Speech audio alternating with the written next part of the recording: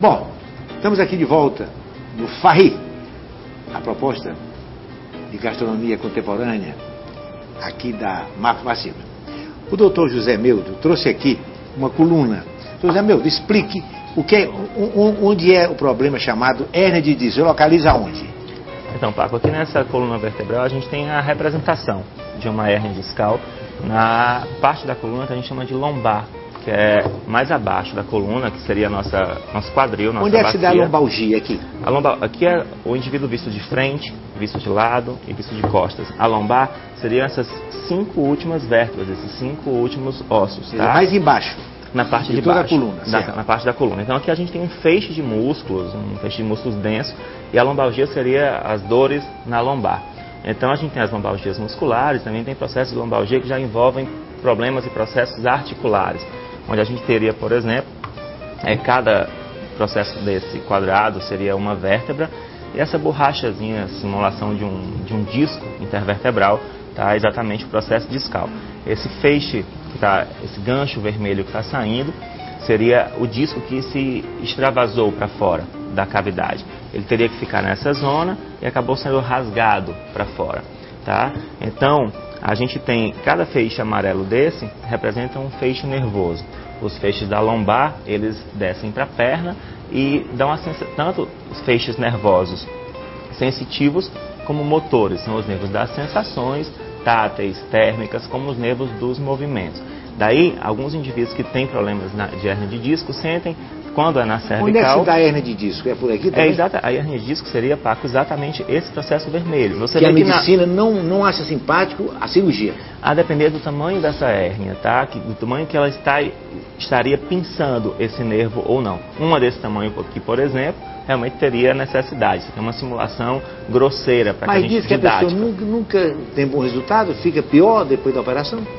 Vamos dizer que a coluna é o nosso eixo principal, assim, a mola mestra, e isso é uma área muito delicada. Você imagina que se a gente só visse essa estrutura, que é uma estrutura didática, para que a gente possa demonstrar que ela já é complexa, imagine você ter aqui vasos, nervos, músculos, vísceras, órgãos. Então é uma zona muito delicada, tá? Para ser cirurgiada, para ser operada. Então algumas pessoas têm um resultado interessante, vai depender de como foi que a cirurgia foi conduzida, mas também tanto do pré e do pós-operatório, que envolve uma fisioterapia bem feita, bem direcionada, né? Atitudes do próprio indivíduo. Se ele só fizer a cirurgia e esperar por si só, talvez não vai trazer o sucesso esperado, porque tem que mudar os hábitos estruturais, os hábitos corporais, o que ele faz no corpo dele, senão a lesão vai voltar. Então a gente precisa ter isso bem corrigido também. Mostra aqui onde é que se dá o bico de papagaio. Então, os bicos de papagaio, Paco, a gente não tem a representação aqui, mas seria como se fosse um gancho que é criado nas vértebras. É o osso pressionando o nervo ou é o nervo pressionando o osso? Seria como se fosse um crescimento ósseo, por assim dizer, tá? De uma forma mais fácil de se aprender. Então a gente teria, por exemplo, como se essa vértebra crescesse para fora. E aí, por que dá, como se fosse meu dedo aqui crescendo, ele vira exatamente um bico de papagaio. Por que doeria? Quando a gente fizesse uma flexão da coluna, dobrar a coluna para frente, favoreceria esse osso para ficar mais próximo desse outro, tá bem? Então a gente poderia ter esse processo sendo criado um gancho, daí chamar um nome de bico de papagaio, que parece essa estrutura e traria esses desconfortos articulares. Não é operável, esse não é operável de jeito nenhum, nem é absolutamente, é totalmente desaconselhável se pensar em cirurgia. O mais aconselhável seria que a gente tivesse técnicas de tratamento, e isso já existe na fisioterapia, através das técnicas que a gente já citou anteriormente, que a gente conseguisse, com métodos de tração, de reposicionamento articular, de alinhamento corporal, afastar uma vértebra da outra, ao invés de aproximar, de comprimir, que são atitudes que a gente tem no dia a dia, ao estar, por exemplo, sentado de forma tão relaxada, que a gente diz, estou aqui, isso é minha zona de conforto. Essa busca errada do indivíduo por uma zona de conforto, na verdade é o que traz essas dores. Hoje em dia é muito mais confortável ficar diante do computador parado, assistindo televisão com um controle remoto. Na verdade são vários controles, né? O controle da TV a cabo, do celular. O celular hoje em dia é um computador, é um smartphone, então a gente está cada vez se movimentando menos. O mais interessante seria que o indivíduo, o ser humano, ele é um ser do movimento, ele não é um ser da estática. Então parte das dores, das lesões, está por nós estarmos ficando parados. E na verdade nós tínhamos que estar em movimento.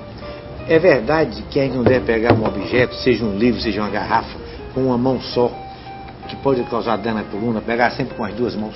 O mais indicado é que se esse objetivo é muito baixo, tipo no nível do chão, você realmente agache e use da força dos joelhos, flexione, no caso dobre os joelhos, traga o objeto com as duas mãos junto ao corpo e use agora dessa alavanca corporal para levantar. Isso com a coluna ereta. Não seria saudável realmente, mesmo a gente curvar para frente, criar uma grande alavanca com o corpo, seria mais ou menos isso, né? A gente curvar-se para frente, isso seria ruim, lesivo. Já não bastasse ter que levantar toda essa estrutura, a gente ainda teria que levantar também o peso do objeto. Então é muito mais fácil você agachar, dobrando o joelho, trazer o objeto junto ao corpo e agora se erguer. Isso seria mais funcional, mais indicado.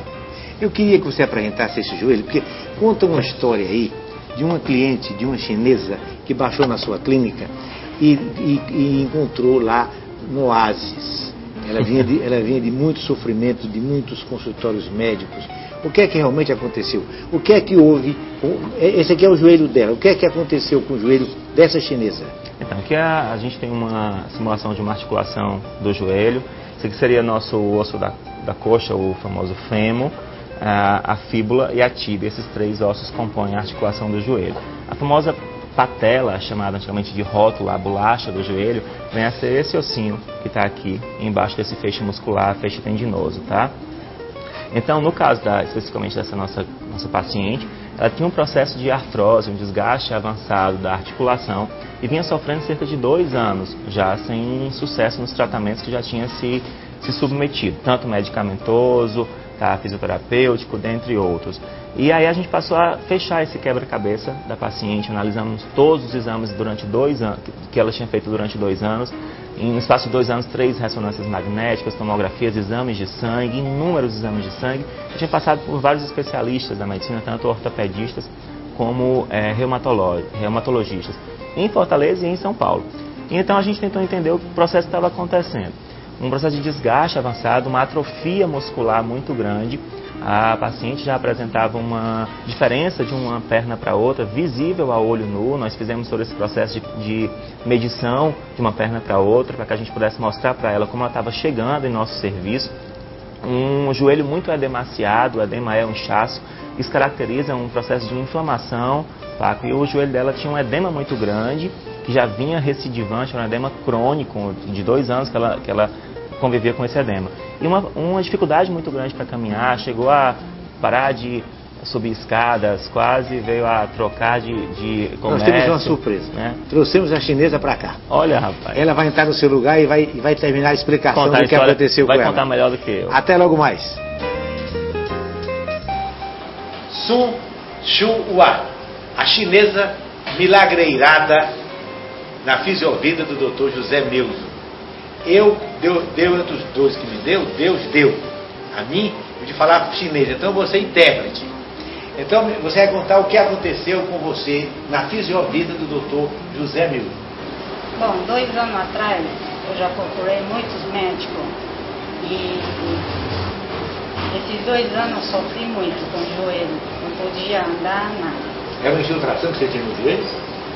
Era um inchado que eu não sei, nem os médicos não sabem me dizer porque eu não mal ando 10 passos, o joelho é inchado. Quando eu descanso sentada, questão de 2 minutos sentada, ele volta normal, desincha, esse vai e volta.